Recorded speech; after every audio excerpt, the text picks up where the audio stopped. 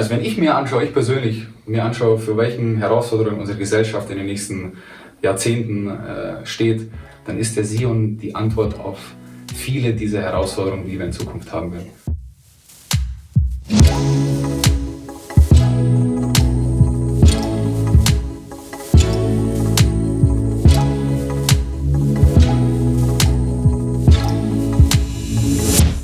Ich bin der Max, ich bin der Program Manager bei Sono Motors. Das bedeutet, ich bin verantwortlich für Zeit, Kosten und Qualität vom Fahrzeug. Und ich habe hier einfach mal übersichtlich dargestellt, was die einzelnen Phasen von unserem Programm sind, von Beginn bis wir dann wirklich den Launch am Ende des Sions haben. Was wir hier sehen, ist der Fahrzeugprogrammzeitplan. Der setzt sich immer zusammen aus den einzelnen Modulzeitplänen. Also wir haben hier ein Multiprojektmanagement. Das bedeutet, die einzelnen Fahrzeugmodule wie Powertrain, Chassis, Thermal, Body Structure haben auch ihre eigenen Projektpläne. Und das ist die Zusammenfassung, quasi der Merge von den einzelnen Plänen.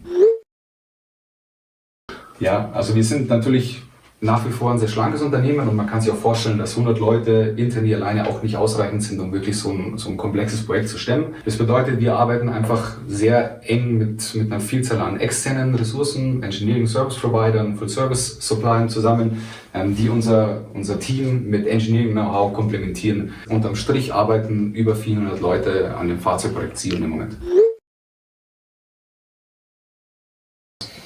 Grundsätzlich sind alle USPs wie Sono, Bisono, Brisono, auch die Sharing Go Sono ist alles eine interne Entwicklung, weil das ist wirklich das, was am Ende des Tages unser Produkt von anderen Produkten am Markt unterscheidet. Also das sind ja die Alleinstellungsmerkmale und da legen wir wirklich unseren internen Entwicklungsfokus drauf. Andere Systeme, die natürlich nicht minderwertig wichtig sind für die Fahrzeugentwicklung, aber uns eben nicht abheben von anderen Produkten wie Radaufhängung und das Chassis selbst zum Beispiel, da haben wir eben diese Off-the-Shelf-Carry-Over-Part-Strategie, weil wir hier eben auf bewährte Systeme zurückgreifen wollen. Wir machen auch die ganzen Aufbauten selber, also diese Powertrain-Bench, E&E-Bench etc., das passiert alles in-house, weil es natürlich immer vom Vorteil ist, wenn ich eine Hardware aufbaue und der Entwickler direkt daneben sitzt, da kann man direkt diese engen Abstimmungen dann haben.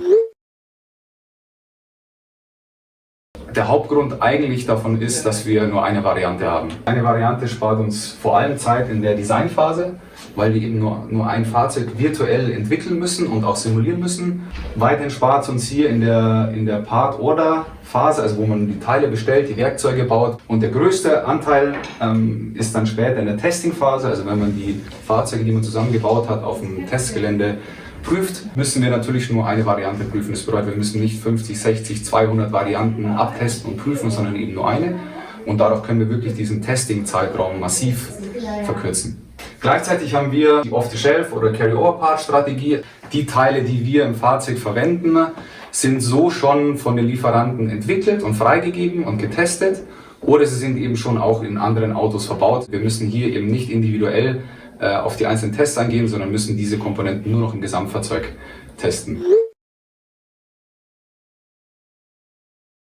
Es spart uns immens Kosten, also vor allem Investkosten spart es uns, weil wir wie gesagt nur ein Werkzeugset brauchen, um ein Fahrzeug zusammenzubauen.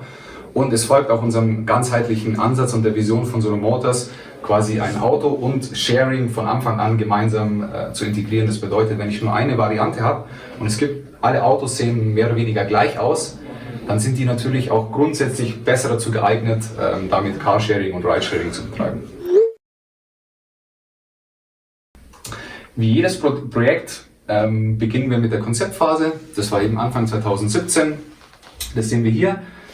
Da geht man grundsätzlich mal mit den Gedanken hin in so einer Konzeptstudie, dass man 2 bis 3 Lösungsvarianten für alle Bereiche im Detail untersucht. Also man untersucht es im Package, man simuliert schon mal grob, also welchen Antriebsstrang will ich verwenden, wie groß muss die Batterie sein, welche Achsen verwende ich und so weiter. Und was der Vorteil von uns war, und das war auch unser Approach, wir sind direkt in Hardware gegangen. Das heißt, wir haben in den ersten 6 Monaten die ersten Konzeptfahrzeuge gebaut. Ich meine, die kennt ihr ja alle von den Probefahrten. Und das Hauptziel war hier eben, dass wir der Community und der Welt die Vision von Sono Motors näher bringen können und was der Sion wirklich für Vorteile im Alltag bringt. Was danach passiert ist, wir sind damit auf Probefahrtentour gegangen und es bedeutet, Wir hatten hier wirklich diesen immensen Vorteil, wir konnten sofort das Feedback, was wir von der Community bekommen haben, direkt in unsere Fahrzeugentwicklung einfließen lassen. Wir haben zum Beispiel nochmal die Rundumsicht im Fahrzeug verbessert, wir haben die Ergonomie verbessert, all diese Themen.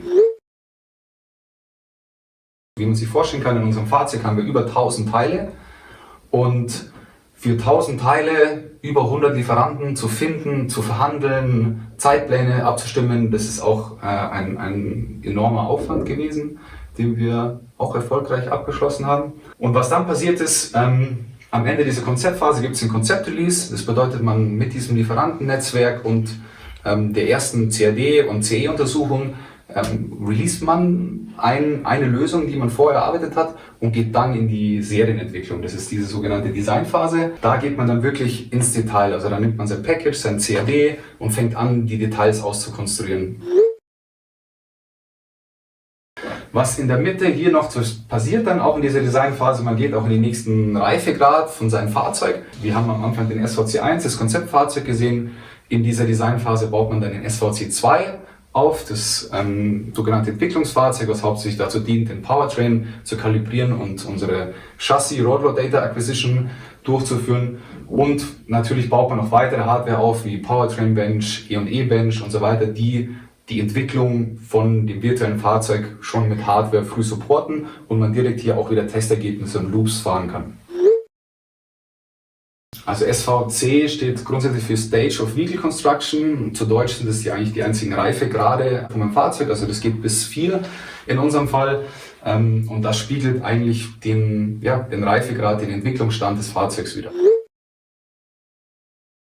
Grundsätzlich kann man sich vorstellen, ist das immer eine Abwechslung zwischen CAD und CAE. Das bedeutet, man hat sein virtuelles Fahrzeug, man konstruiert und dann gibt man immer einen gewissen Stand zur Simulation, also CAE, und die simulieren dann alle unsere Anforderungen, die wir ans Fahrzeug stellen. Und mit diesen Simulationsergebnissen geht man dann wieder zurück und also aktualisiert sein virtuelles Fahrzeug.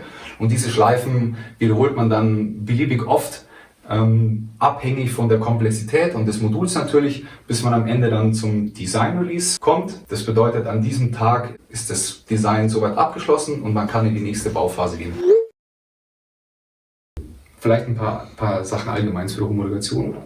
Also grundsätzlich ist so die wirkliche Homologation, also dass man mit der Behörde zusammen Crashtests durchführt, dokumentiert, diese Unterlagen beim KBA einreicht und dann die Zulassung bekommt, das passiert natürlich hier am Ende der Phase. Das ist einfach ein Set an Anforderungen, die an das Fahrzeug gestellt werden, die wir erfüllen müssen.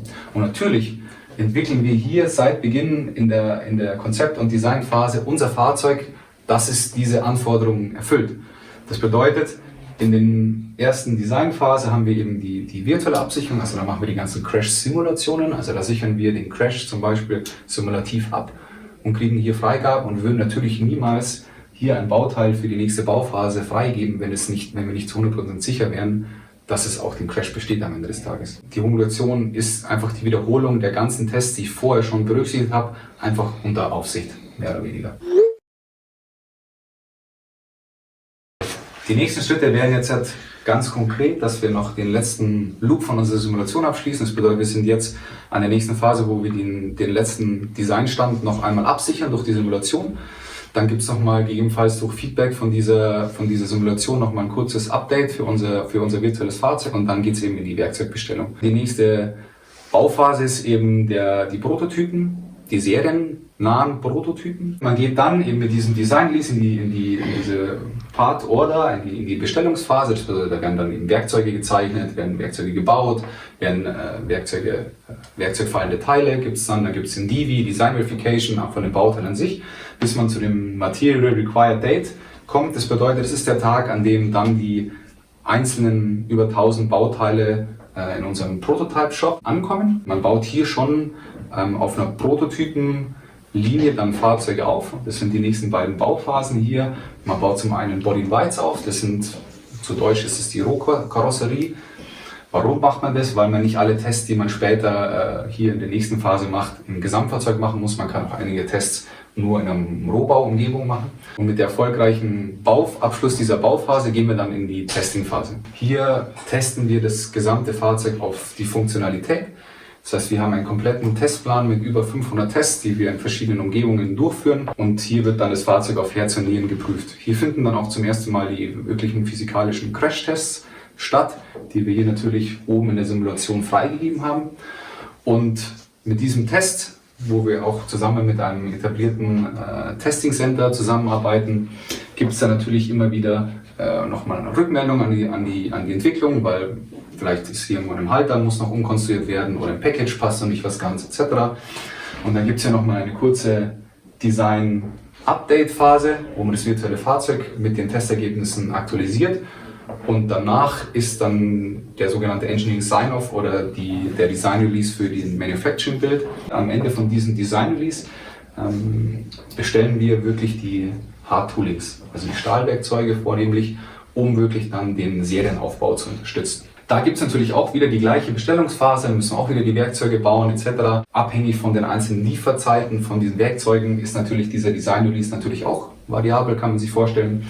Und hier auch wieder bei dem MAD werden dann auch wieder die ersten werkzeugfallenden Teile dann zu unserem Auftragsfertiger geliefert und dann beginnt dann wirklich auf der Serienlinie, also im Serien-Bodyshop und General Assembly, die Serienfahrzeuge zusammenzubauen. Also da werden wirklich dann auf der finalen Linie Fahrzeuge aufgebaut.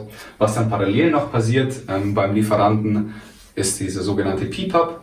Das ist der Production Parts Approval Process. Mal einfach umschrieben ist es eine Qualitätssicherungsmethode beim Lieferanten, um sicherzustellen, dass dieser befähigt ist, unsere vorgegebene Qualität in unseren Kapazitäten und Lieferbedingungen Bauteile herstellen zu können und zu testen und so weiter. Hat man dann mit diesem Aufbau und diesem PPAP-Prozess, der parallel eben zu gewissen Zeiten stattfinden kann, ein gewisses Confidence-Level erreicht, also man hat dann die Sicherheit, okay, die Bauteile funktionieren an sich, sind abgetestet, freigegeben, der Fahrzeugzusammenbau steht. Dann geht man hier in der letzten Phase, entnimmt man Fahrzeuge aus dieser Serienproduktion und geht dann in dieses sogenannte Sign-Off-Testing. Das sind dann wirklich dann die finalen Tests, die man zusammen mit der Behörde oder einer gewissen Autorität macht, um dann am Schluss den Type Approval zu bekommen. Und dann mit dem Type Approval am Ende ist dann Start of Regular Production und dann fängt man an wirklich sein Ramp-Up zu haben, die Automatisierung hochzudrehen und dann wirklich hier Fahrzeuge in Massenproduktion herzustellen. Die ersten Fahrzeuge, die man hier in dieser Phase zusammenbaut, sind noch relativ händische Prozesse. Und was dann passiert ist, in der Ramp-Up-Phase dreht man seinen Automatisierungsgrad hoch, also man wird immer automatisierter, alle Schweißvorgänge, die an unserem Rohbau passieren, werden automatisiert etc. Die ganzen Sub-Assemblies, die in der Fertigung passieren, werden immer automatisierter gestaltet. Dann schaltet man irgendwann von dem zu Beginn Einschichtbetrieb auf einen Zweischichtbetrieb um und so gelangt man nach ich sag mal so circa einem halben Jahr bis 8 Monate zu seinem Volllastvolumen.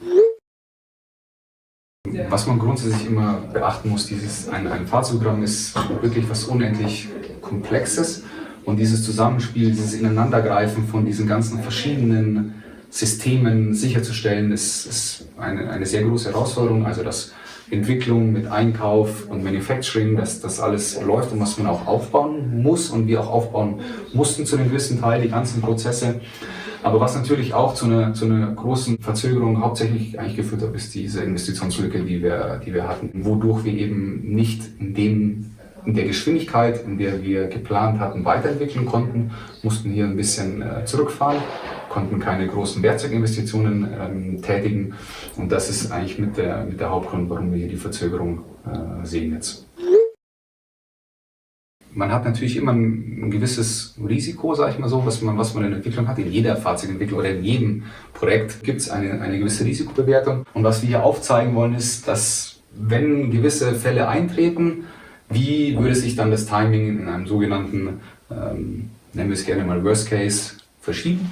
Das bedeutet zum Beispiel hier dieser ausgefertigte Block gleich am Anfang bei Design Release ist natürlich so, wir haben, wie ich schon gesagt habe, eine Simulationsschleife noch und eine Update-Phase. Es kann natürlich sein, dass die Simulationsschleife nicht die gewünschten Ergebnisse liefert und wir dann auch nochmal updaten müssen und dann nochmal eine Simulationsschleife machen. Und dann haben wir natürlich hier eine Verzögerung von 3 Monaten drin. Es kann passieren, dass wir hier im Aufbau und Bestellung der Fahrzeuge, ich meine, wir haben wirklich über 1000 Teile, die zum ersten Mal an einen Ort geliefert werden, aufgebaut werden. Da kann es natürlich auch zu, sag ich mal so, Herausforderungen kommen in diesem Aufbau. Weiterhin in der Testphase, was passiert, wenn man ein Test eben nicht die gewünschten Ergebnisse liefert, die man vorher simuliert hat und so weiter. Und dadurch aufaddiert würde sich natürlich dann dieser Verzug ergeben. Was wir bei Sono Motors machen und wie eingehend schon erläutert ist, wir arbeiten natürlich nach diesem Anfang 22 Timing, aber wollen eben auch nicht die Augen verschließen davor, was alles tatsächlich in dieser Komplexität noch passieren könnte am Ende des Tages. Ja, würde ich sagen, wir sind wirklich davon überzeugt, dass wir dieses Timing halten können. Ich glaube, was das Wichtigste in meinen Augen ist, dass man einfach frühzeitig darüber informiert und einfach den engen Kontakt hat, dass wir einfach sagen, einfach okay, hier haben wir Schwierigkeiten gehabt und dann gehen wir wirklich in die direkte Kommunikation und ich glaube, dann findet man auch eine Lösung. Ich könnte mir vorstellen, dass man in regelmäßigen Abständen wir ein transparentes Update geben, genau wo stehen wir, also wir eine Art Program Status geben, was haben wir gemacht, was sind die Herausforderungen und dann eben zu gewissen Meilensteinen, Daten etc. einfach immer Aktualisierung geben, dass wir einfach hier gemeinsam an diesem Fahrzeugprojekt weiterarbeiten und einfach volle Transparenz haben. Also wie kommt es zustande, dass wir jetzt erst mit diesem kompletten Timing rausrücken?